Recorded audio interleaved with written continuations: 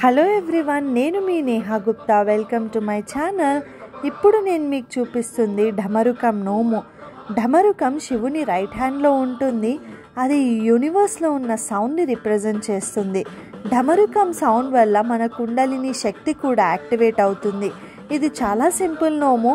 ప్లేట్లో బియ్యం పోసుకొని శివపార్వతుల సమేతంగా ఉన్న విగ్రహాన్ని పెట్టుకొని ఢమరుకాన్ని పెట్టుకున్నాను. అంతే, నోము రెడీ. ఇలా 13 ప్లేట్లలో పెట్టుకొని గౌరమ్మ పసుపు కుంకుమ పెట్టుకొని నోముకొని 13 మందికి ఇవ్వండి. నచ్చిందా? అయితే నా ఛానల్ని సబ్స్క్రైబ్ చేసుకోండి. మరిన్ని వీడియోస్తో మీ ముందుకు వస్తాను. Thank you so much for watching.